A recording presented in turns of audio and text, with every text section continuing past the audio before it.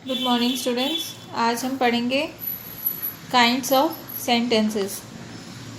There are 5 kinds of sentences. Sentences जो होते हैं इंग्लिश में 5 काइंड्स के होते हैं। फर्स्ट है असर्टिव और स्टेटमेंट सेंटेंस, या सिंपल सेंटेंस, या डिक्लेरेटिव सेंटेंस। मतलब इसको इन नामों से जाना जाता है। मतलब ये एक सिंपल सेंटेंस है जो किसी चीज़ के बारे में हमको बता रहा है। नेक्स्ट है इंट्रोगेटिव। इंट्रोगेटिव का मतलब होता है क्वेश्चनिंग सेंटेंस। नेक्स्ट है इम्पेरेटिव सेंटेंस। नेक्स्ट है एक्सक्लेमेटरी सेंटेंस और नेक्स्ट है ऑप्टेटिव सेंटेंस। जो आपका असर्टिव सेंटेंस है, मतलब जो सिंपल सेंटेंस है, उसको हम 3 पार्ट्स में डिवाइड कर सकते हैं, जैसे हम यहाँ देख रहे हैं। Affirmative, negative and interrogative sentence. Affirmative sentence का एग्जाम्पल है Mrs Radha sings a song. मतलब ये एक पॉजिटिव सेंटेंस है जिसमें ना कोई क्वेश्चन है ना कोई नॉट है, ठीक है। तो इसको बोलते हैं अफर्मेटिव सेंटेंस, एक सिंपल पॉजिटिव सेंटेंस। नेक्स्ट है नेगेटिव सेंटेंस का एग्जाम्पल है Mrs Radha doesn't sing a song. तो यहाँ पे नेगेशन हो रहा है, मतलब नॉट लगा हुआ है। डजंट का मतलब डज नॉट होता है। तो आपका यहाँ पे एक नेगेटिव आपका वर्ब लगा हुआ है, हेल्पिंग वर्ब लगा हुआ है, तो उसको हम बोलते हैं नेगेटिव सेंटेंस। नेक्स्ट है interrogative sentence beginning with helping verb. तो आपका जो यहाँ पे डज था, that was a helping verb, तो हमने डज को उठा के सेंटेंस के पहले रख दिया, तो ये एक क्वेश्चन बन गया। Interrogative sentence with a helping verb. तो ये जो हेल्पिंग वर्ब डज था आपका, उसको यूज़ करके हमने एक क्वेश्चन बना दिया। Does Mrs Radha sing a song. तो इसको बोलते हैं interrogative sentence with a helping verb. Next है does Mrs Radha not sing a song. तो यहाँ पे इंट्रोगेटिव तो है ही है, क्वेश्चन तो है ही है, प्लस एक नेगेटिव क्वेश्चन सेंटेंस है ये। अब उसको हम और डीपली स्टडी करेंगे अगर, तो आपका जो अफर्मेटिव था उसमें आपका सेंटेंस का स्ट्रक्चर कैसा होता है? Subject plus verb plus object plus complement.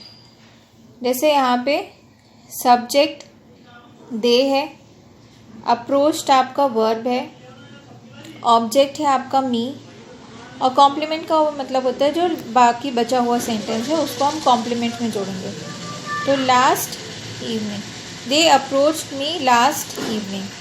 So this is a affirmative sentence. Next kind है आपका नेगेटिव सेंटेंस। इसमें आप देखेंगे जो सेंटेंस स्ट्रक्चर कैसा है, subject plus helping verb plus not या तो डज नॉट जो भी है, नेगेशन वाला कोई वर्ड, एडवर्ब ऑफ नेगेशन, और मेन और finite verb plus object plus complement. यहाँ पे जो हेल्पिंग वर्ब हम बोल रहे हैं, हेल्पिंग वर्ब कौन कौन से हैं? Is, am, are, was, were, will, would, shall, should, can, could. ये सब जो आपने पहले स्कूल में पढ़ा होगा हेल्पिंग वर्ब्स होते हैं, ठीक है। नाउ यहाँ पे आप एग्जाम्पल देखेंगे, we are not working hard these days. तो यहाँ पे वी आपका सब्जेक्ट हो गया, आर आपका हेल्पिंग वर्ब है, हेल्पिंग वर्ब के बाद क्या है? नेगेशन नॉट, फिर आपका main verb working hard, these days, ठीक है। तो ये जो दीज डेज है आपका कॉम्प्लीमेंट है। यहाँ पे कुछ और एग्जाम्पल्स अपन देखेंगे।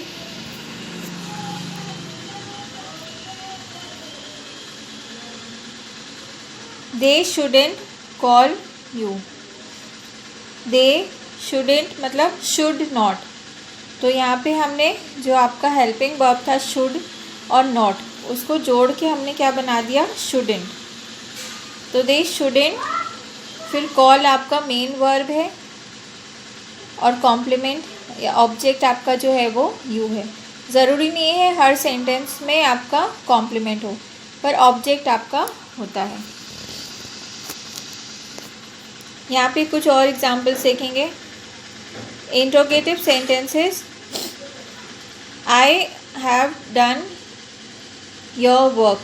अब इसको अगर आप नेगेटिव बनाना चाहेंगे तो यहाँ पे हेल्पिंग वर्ब क्या लिखा है, हैव ना, तो यहाँ पे नॉट लगा देंगे, हैव के बाद नॉट लगा देंगे, I have not done your work, ठीक है, वर्क।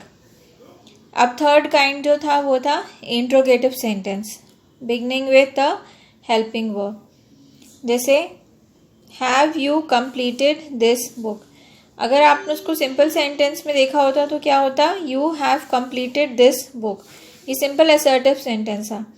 अब वो जो हेल्पिंग वर्ब हैव है उसको हमने उठा के सेंटेंस के बिगनिंग में रख दिया, तो ये एक क्वेश्चन बन गया, have you completed your work.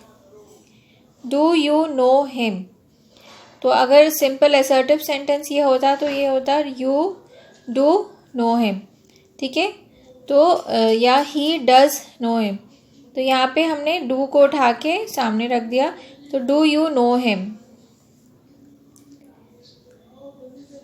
Is he not doing it, तो यहाँ पे इज जो है आपका हेल्पिंग वर्ब है, तो इसको उठा के हमने सबसे बिगनिंग ऑफ द सेंटेंस में रख दिया। जैसे he is not doing it एक सिंपल असर्टिव सेंटेंस है, तो ही के बाद हमने इज लगाया हुआ था, अब वो उस इज को उठा के हमने सेंटेंस के सामने रख दिया, तो ये एक क्वेश्चन बन गया, he is not doing it, तो ये आपका एक इंट्रोगेटिव सेंटेंस बन गया beginning with a helping verb. Now आपका जो सेकेंड जो मेन कैटेगरी थी इंट्रोगेटिव सेंटेंसेस की, अभी हम असर्टिव सेंटेंस के अंदर इंट्रोगेटिव पढ़ रहे थे, अब जो सेकेंड मेन कैटेगरी है आपकी इंट्रोगेटिव सेंटेंस की, उसमें क्या होता है, these are the sentence on which the reply is given in a sentence and not is yes और no, such sentences are called in interrogative in the real sense. तो यहाँ पे जो हम इम्पेरेटिव में बना रहे थे वो हम हेल्पिंग वर्ब के साथ में बना रहे थे, हेल्पिंग वर्ब को उठा के सामने रख दिया तो इंट्रोगेटिव बना दिया। तो यहाँ पे जो रियल इंट्रोगेटिव सेंटेंस होते हैं, जो एक्चुअल क्वेश्चन वर्ड्स होते हैं, उसमें आपको येस या नो वाला आंसर नहीं मिलता, यहाँ पे हमको येस या नो वाला आंसर मिलता है। यहाँ पे हमको जो क्वेश्चन है उसका जो आंसर जो होता है वो फुल सेंटेंस में देना होता है। Now these sentences are made with the following 9 interrogative words। तो जो एक्चुअल इंट्रोगेटिव वर्ड्स हैं वो कौन कौन से हैं, what, which, who, whom, whose, when, why, where and how, ये एक्चुअली हमारे क्वेश्चनिंग वर्ड्स हैं। तो ये 9 वर्ड्स को यूज़ करके आपका इंट्रोगेटिव जो मेन कैटेगरी है सेंटेंस की वो बनाई जाती है। जैसे व्हाट इज़ योर नेम, तो यहाँ पे येस या नो में आंसर नहीं होगा, यहाँ पे आंसर आपका क्या रहेगा, my name is Ayushi, full sentence में आपको आंसर देना है। Where do you belong to, I belong to New Delhi. So यहाँ पे ये सारे जो वर्ड्स को यूज़ करके अगर आप सेंटेंस बनाते हैं, जैसे how are you, I am fine, ठीक है। So who is the teacher in the class, तो यहाँ पे आपको फुल सेंटेंस में आंसर देना होता है। So this is called as the interrogative sentence. Next जो आपकी मेन कैटेगरी है, थर्ड है इम्पेरेटिव सेंटेंस। इम्पेरेटिव सेंटेंस क्या होता है, these sentences which denote the sense of order, advice और request are called as imperative sentence. तो वो सेंटेंसेस जिसमें आपको लगता है कि ये किसी तरीके से ऑर्डर दे रहे हैं या एडवाइस दे रहे हैं या तो हम रिक्वेस्ट कर रहे हैं इन सेंटेंस में किसी की, तो वो होते हैं इम्पेरेटिव सेंटेंस। जैसे get out of this room, ये एक ऑर्डर है, तो ये इम्पेरेटिव सेंटेंस कहलाएगा। Get lost never come again, this is an order, so this is called as the imperative sentence. Now imperative sentence भी जो होते हैं हमारे 3 काइंड्स के होते हैं, affirmative, negative and एम्फैटिक। Okay student, देखा आपने इम्पेरेटिव सेंटेंस में 3 कैटेगरीज होती हैं, अफर्मेटिव, नेगेटिव एंड एम्फैटिक। और इसके अगर हम और एग्जांपल्स बनाना चाहें तो जैसे हमने यहाँ पे ऑर्डर देखा था, कि यहाँ पे हम ऑर्डर का एग्जांपल दिए थे। एडवाइस का रिक्वेस्ट, एडवाइस और रिक्वेस्ट का अगर आप एग्जांपल बनाना चाहेंगे, I advice you not to go to the shop, या I advice you not to eat too much, ये मतलब किसी को एडवाइस देना है। और रिक्वेस्ट करना जैसे please come in to this room, या please come with me to the shopping mall, या please come and help me, तो ये हो गया रिक्वेस्ट। तो ये होते हैं इम्पेरेटिव काइंड्स ऑफ सेंटेंसेस, किसी को ऑर्डर देना या एडवाइस करना या तो रिक्वेस्ट करना। तो स्टूडेंट्स, आज के लिए हम इस वीडियो में इतना ही कवर करेंगे। जो नेक्स्ट 2 कैटेगरीज हैं वो हम नेक्स्ट वीडियो में कवर करेंगे।